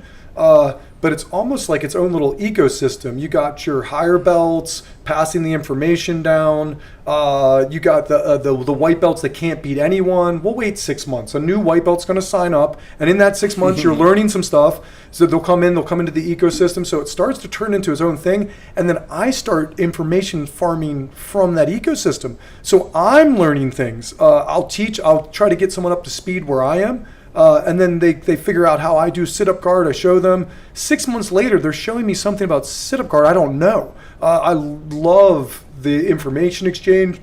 And then once you get the whole thing going, it's like it's its own little animal. You do got to trim the edges and kind of, especially the culture. If you're the head of the program, anybody's hurting anyone, anyone's harassing, you do have to be Papa Bear and make sure to control the culture. But besides like trimming edges, once it gets going, really wonderful, and then the wheel's spinning. You kind of just get to enjoy it. So a lot of work early on. That's when you're going to really put the sweat in, really grind. That's when you're going to find out if you have enough passion to do it or not. And then if you get that thing rolling right, you get it rolling correct. Like it almost takes like a life of its own. Yeah. True. I've experienced that. So. Just you start to walk that like 7 months. No, 7 months open this school. I'm there like all the time. Yes. I'm just coming late because if I'm teething before I get here. Okay, I'm not on my couch, guys. I close the gym and come straight to here. Yeah. Oh no, it's a busy lifestyle, and then you're working when other people aren't working and everything. I got to enjoy a vacation because now I finally have some other black belt instructors, so I can relax. Dave Adams is an excellent instructor. We got Raphael Jenkins. He helps me in the kids' classes. We do a homeschool group during the day, especially my kids' classes, that I can leave and that there's competent instructors. Yeah. I can enjoy my vacation instead of like, oh no, any kids get hurt. Yeah, were the parents okay? Are they mad? Or yeah. So it feels wonderful having the support. Yeah, Dave. That's cool, man. Congrats. Take a while. It takes time. You're in the game for a long time. Yeah, well, another thing I noticed too is I was too agreeable in business early on, where I'd be a kind of a pushover. It took me a while to figure out it's not inappropriate for me to hold my position. Treat business like chess. You're not being rude in chess when you make the best move. It's not rude. I forget what the line of thought I was going to say now. Oh, that's it. I never burned any bridges. Mm-hmm. So I'm very too agreeable. I'm getting run over a little bit too much. I'm not but I never got a rivalry, never got like enemies. I always tried to end things. And man, that really pays off later. That takes a long time for that to pay off.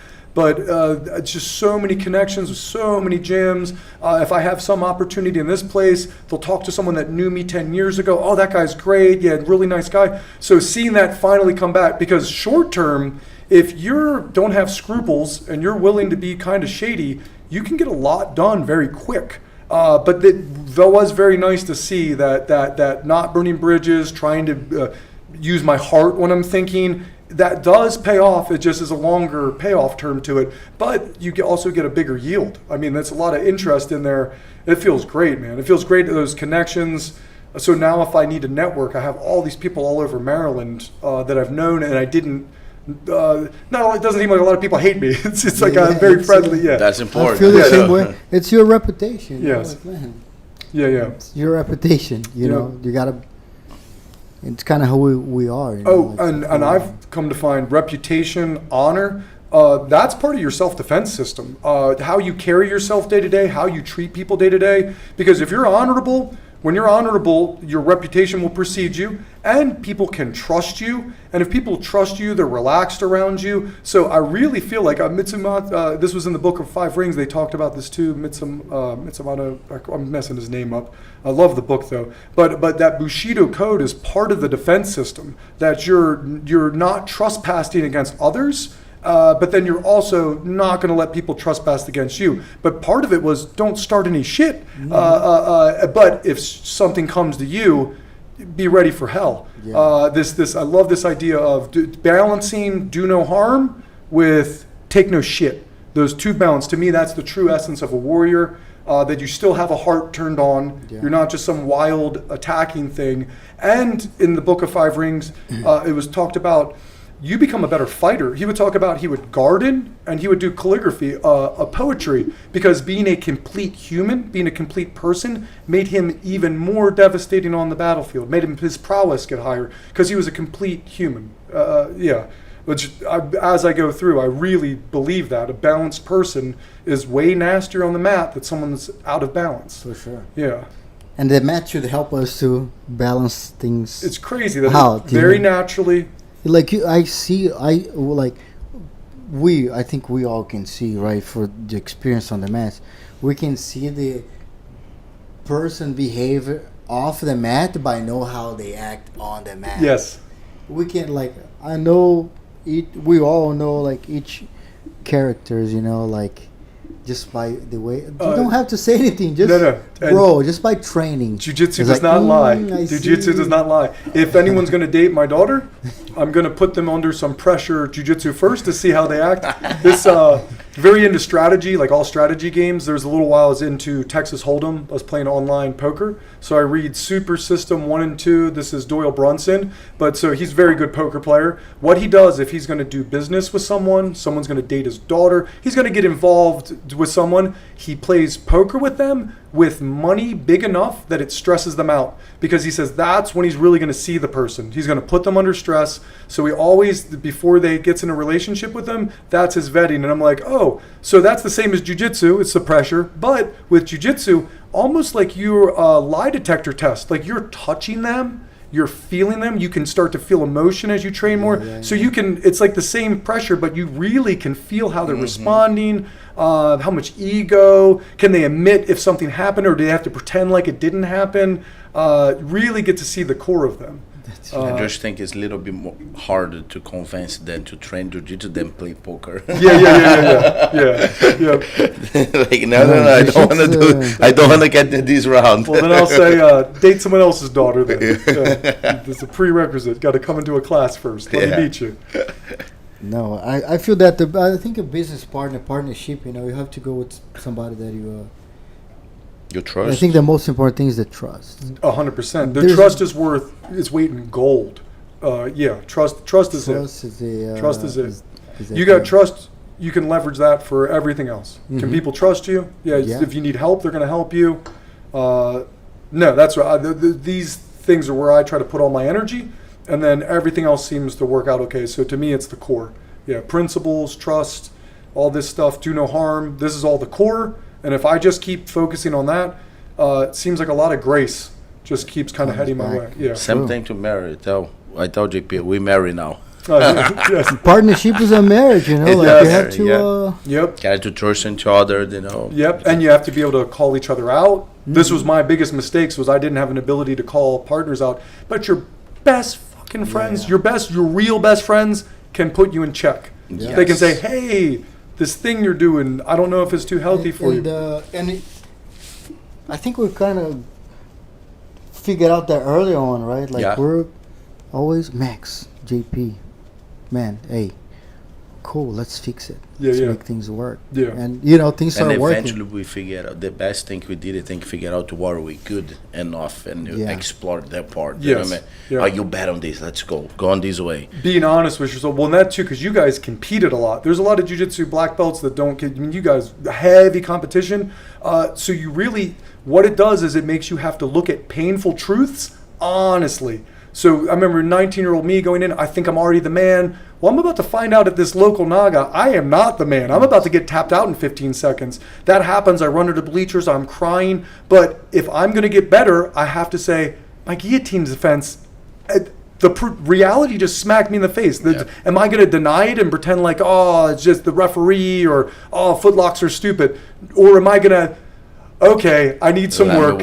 Yep. And that is difficult to do. But jiu-jitsu kind of, if you don't do it, you will not make it out of the lower brackets, the lower divisions. True. So you have to be very honest, and you got to be able to look at very painful truths and kind of pull the emotion out. Like this thing to don't let the losses take your heart. Be able to be analytical. What went wrong? What went right? Okay. What do I need to work on? Yeah. And sometimes the loss sometimes no. All the time. All the time. Losing teach more than winning. Yes. Hey, most of the time I forget the fights I beat the guys. Yes. I don't know how, but like I never forget the fights remember. I lost. Yes. Well then and sometimes you win by like you made a lot of mistakes and win by a referee decision. You're like, oh, I'm the big deal. I don't have to worry about this. Yes. And then you make so many mistakes. And when you lose, it's like you get forced to like, hey, if I want to keep going, I need to figure this out. Yes. It's pretty unique. Like you check yourself. You know. It does it very naturally for you. Yeah, it does it very naturally for you. And then you're gaining, you're growing, you're forced to grow. It's really a beautiful experience. Very beautiful experience. And we're biased by saying that, but it's the truth, you know? Yeah. Well, and you get used to that. Helps you learn how to live. You start being able to see painful truth about yourself analytically, get to improve. That eventually you can translate that through the rest of your life. It should translate. Yeah. I really think about that daily, you know, like, man, we're teaching, those are all life lessons. When I look back, everything, like, I try to point back to life when I'm on the mat teaching something, like, you see this? Mm-hmm. This is how it relates to our life off the mat. You know? And if you see throughout your training, a lot of times you're going to relate to off the mat every single time. Consistency. Losses, missed opportunities, stuff that will keep you up at night. So in order for me to get over this perspective switch, because it used to be like I'm just about to go to sleep, and then this match that 3 years ago I was winning, and the last 10 seconds advantage I lost, I'm like bing, and then I'm up for like fucking 3 hours. So then I started doing this thing as I started this was after combat after I started understanding myself. I made myself, every time I say, if I would have won this match against this guy, it would have went different this way. I made myself, it's like, okay, I had some good wins too. Now I'm going to say it always opposite. I'm going to say, well, now I'm going to remember one of my best wins. Best win I've ever had, thing that pumped me up, the reason why the students respect me. Now I'm going to imagine I didn't win that one. So I can go both ways. Don't get stuck in the fucking past. The past is a map. That's all it is. You can't change it. It's information. It's going to tell you what to do in the present moment. And don't get lost in the future. Don't start projecting too much. The past and future don't really exist. One's in your memory, one's in your imagination. It's the present moment where all the juice is. That's where it's all at. And when you're in those matches, I've lost matches because I'm remembering something that happened in the past. And then, or the opposite, I'll be in a match and I'm like thinking about what's going to happen. Oh, I'm a purple belt. He's a purple. He's a coach at a gym close to mine. If I lose, and then I'm losing the match. If I would lose the focus. You've got to be there on that moment. Yes, and it teaches you to do it in a very brutal and beautiful way. But if there's a part of you in the future, well, that's a part of you not in the match. And if you're going to win at the higher levels, it needs to be all of you in that match if you're going to have a chance to win it. Priceless information. Yeah, and something I feel like you can't just teach with words. You're being taught with experiences. Yeah. That's crazy.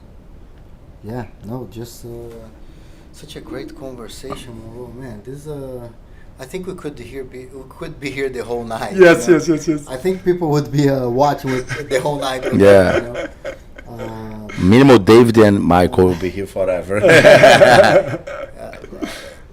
I think I want to thank you for coming, man. Yeah, thanks for inviting me. I haven't been on a podcast. It's also a conversation. We need to leave more because we're about to finish our first season, and So we're getting new mugs. Okay. That means we want you to collect the mug. You need to come So back. you have to come back. We get one for every You know, season. Yeah. This is the mug, and I really hope one day we can look up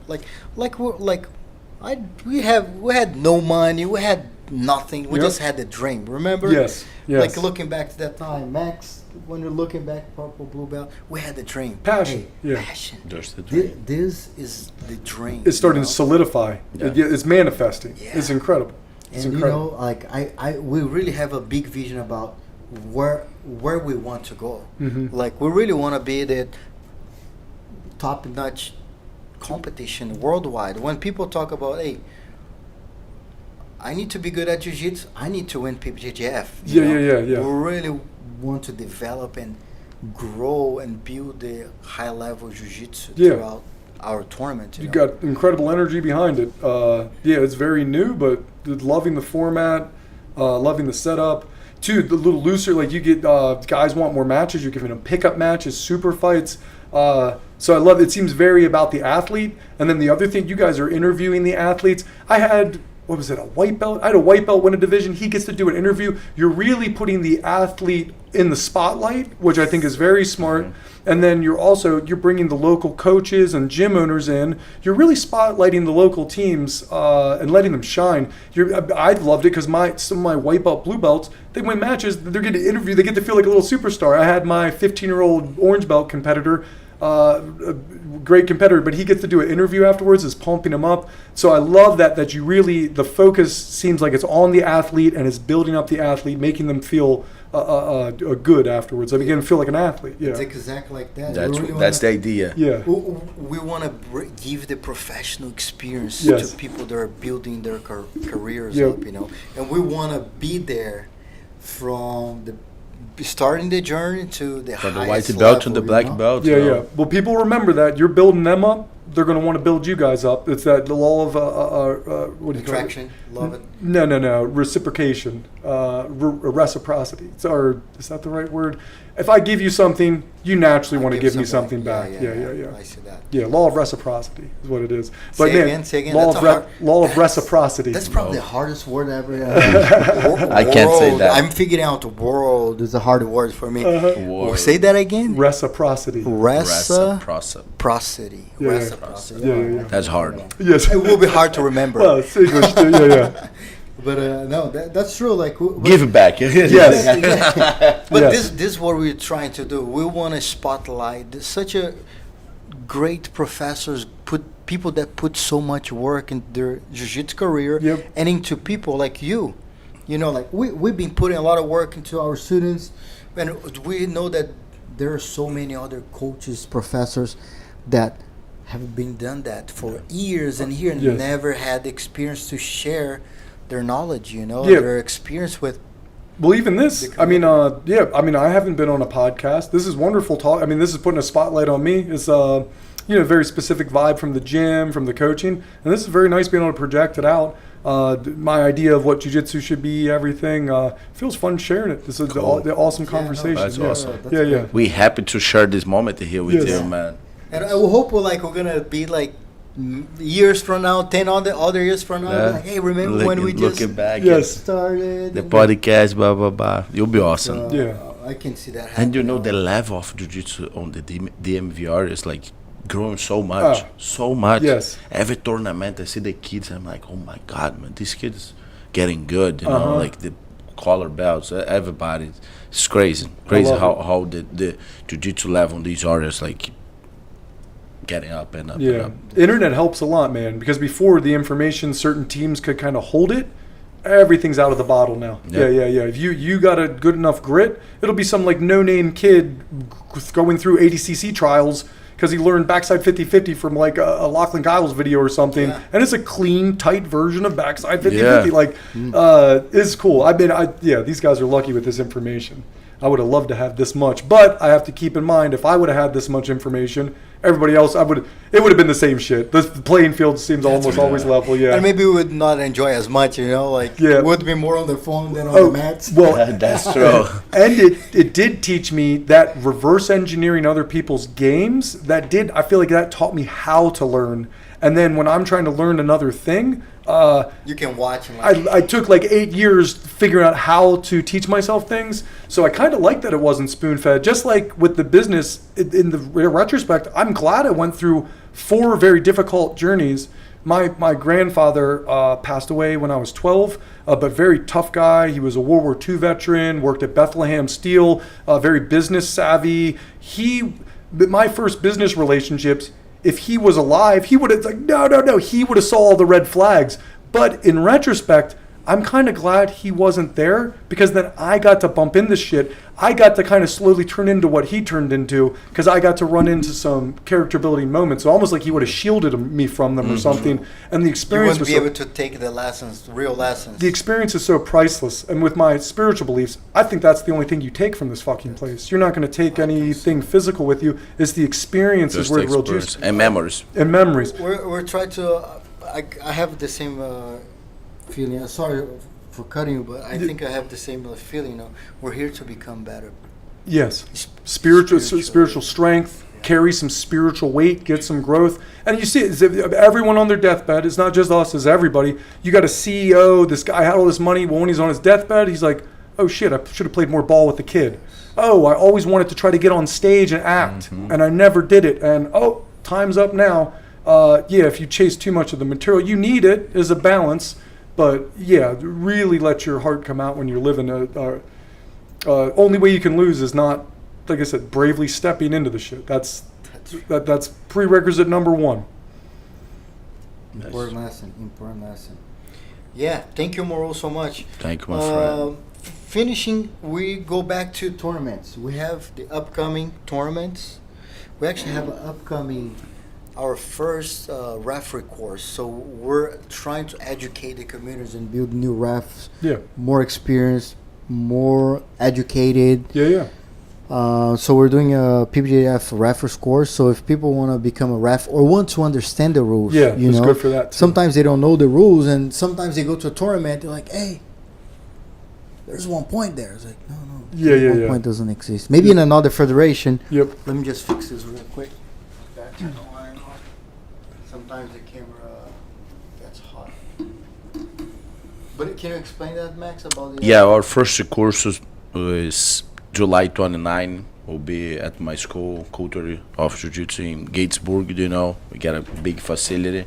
The idea is making the heifers better and proper to quality control, and teach the fighters too, the athletics. Like more you understand the rules, you'll fight better. The parents, right? The parents. Yeah, For you, I should.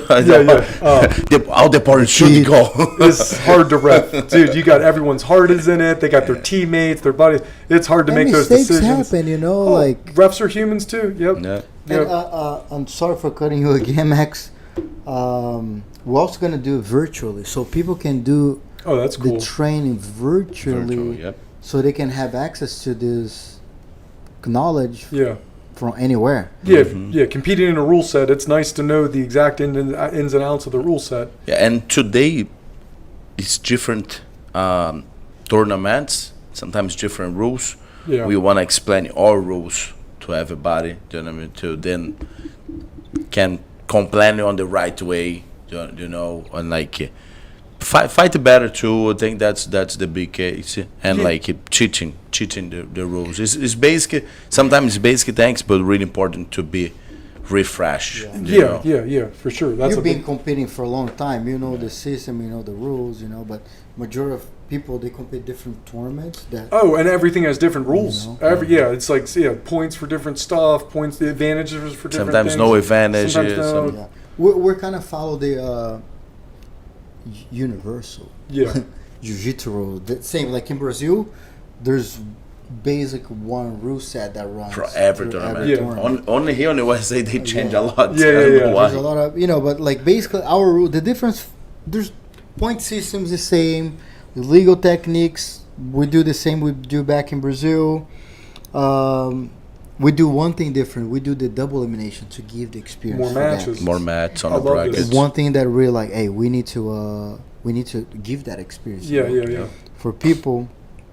And the time. The time. So black belts are 6 minutes. So we really want the black belts to have the time to fight. Mm-hmm. You know, sometimes 10 minutes you see people stalling. That's what happens. We were like, yeah. 6 minutes you can go. I think at it. 6 minutes time You know, enough. like, Yeah, Go then and- you don't need to spend 4 minutes and 50-50 that way. Yeah. If you get 1 Or point like down, a fight to stand up like this. Yeah, forehead to forehead. If you get down 2 points, You gotta. you gotta fight back. You Yeah, know, yeah, like yeah. You and you have like 3 minutes left. Yeah. Now you have to push. Yeah. So it makes it more exciting. Yes.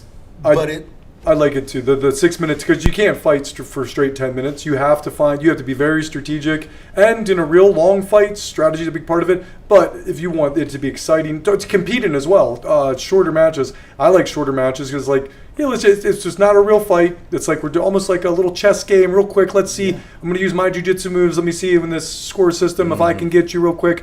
But I kind of don't want it to be 15 minutes. I did a few submission-only matches. I hate. I like the experience. I'm not a fan of that. I'm glad I did them, but they were very boring And matches. one time I fight 1 hour. 1 hour. I never went an hour. 1 hour.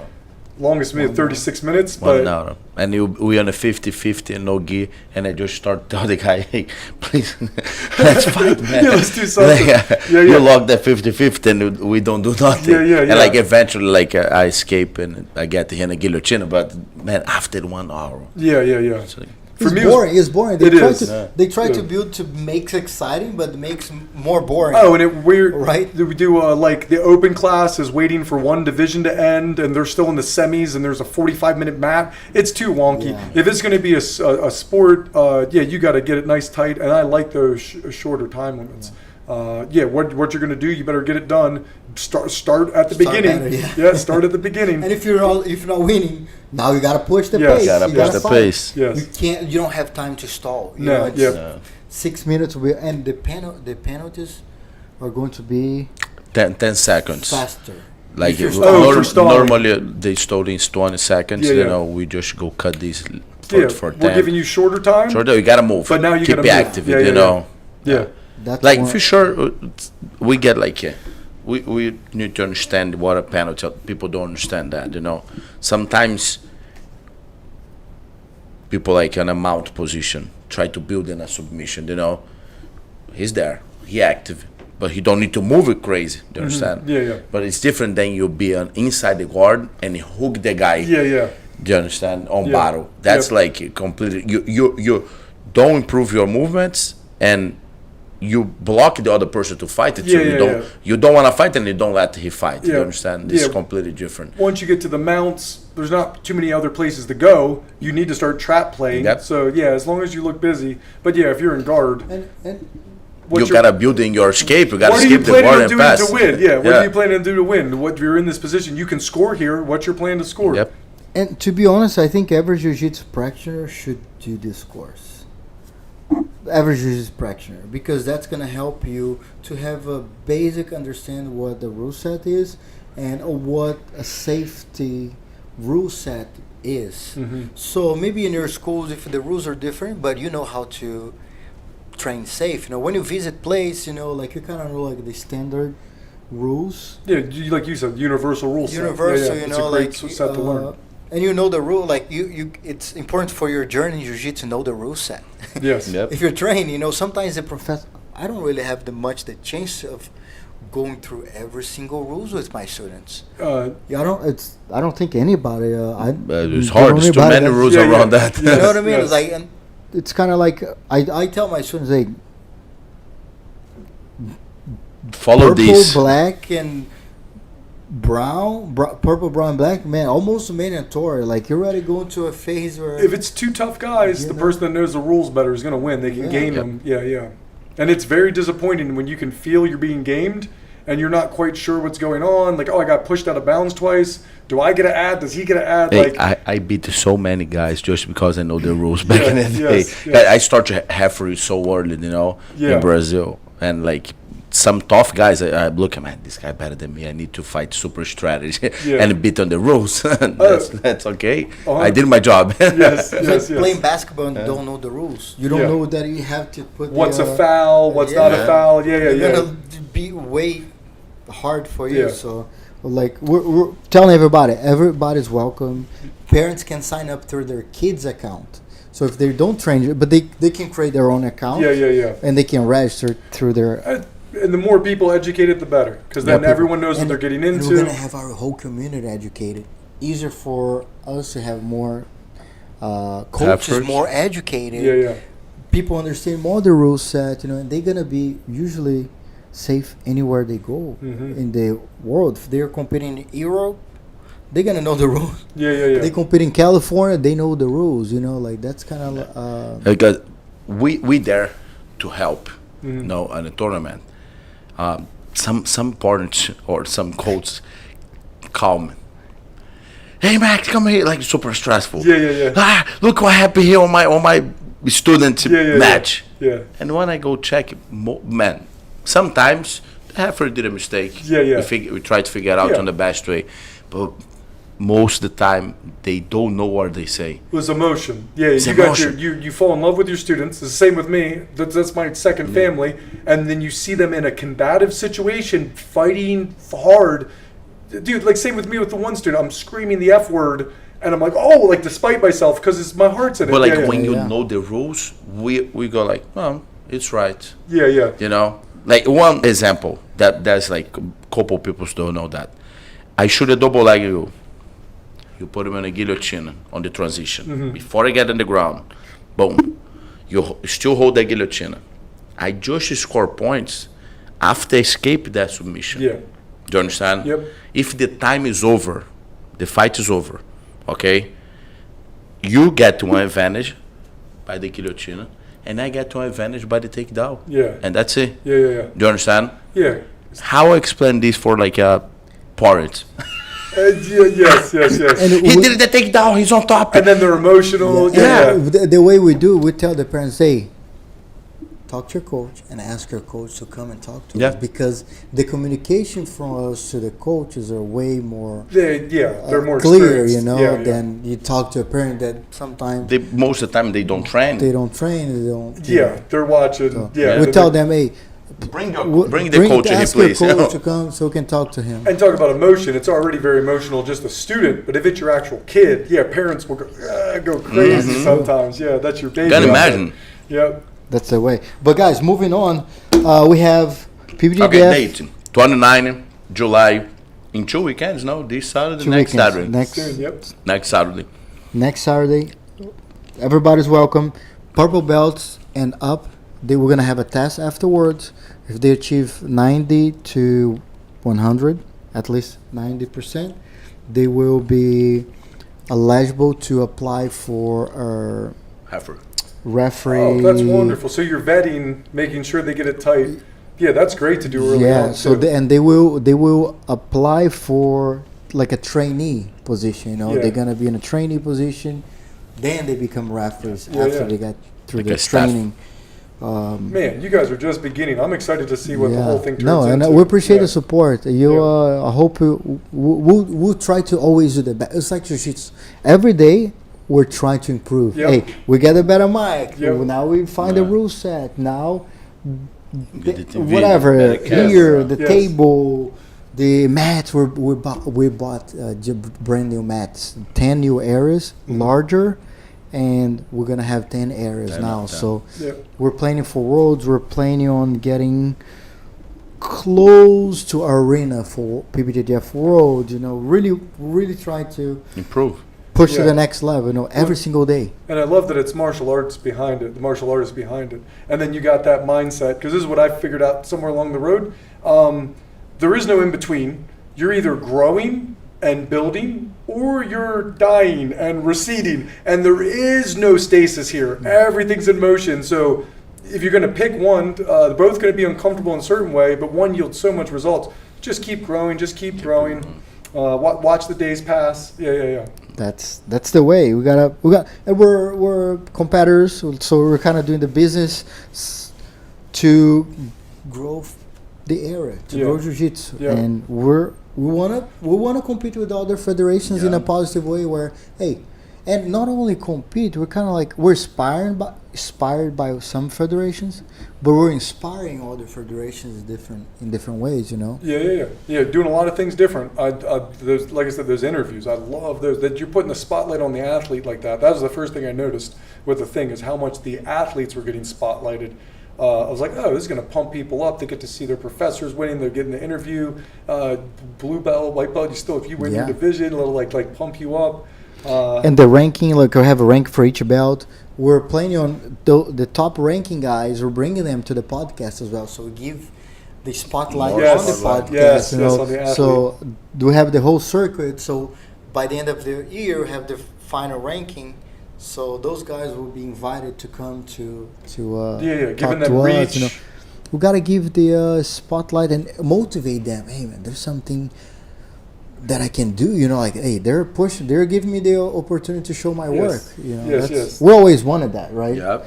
It's kind of like Someone on the outside helping make you look like a big deal because there's so much effort, all that work done in those gyms when no one's looking, all that stuff. It does feel very nice to shine. And then, too, as an athlete, you're trying to be humble or something, so someone stepping in and doing it for you where you're not tooting your own horn feels very nice. Very nice, yeah. true. And we hope we go back to the other way. Man, tell everybody about PBJJF. Help us to build the PBJJF up. So we're gonna have even a larger audience. Yeah. You know, that's the main idea. So Next one, Pittsburgh. Pittsburgh. That's August. this Philadelphia actually. No, but we have We it here have Pittsburgh. August 12, no? August 12, Pittsburgh. Pittsburgh. Then August 26, Baltimore.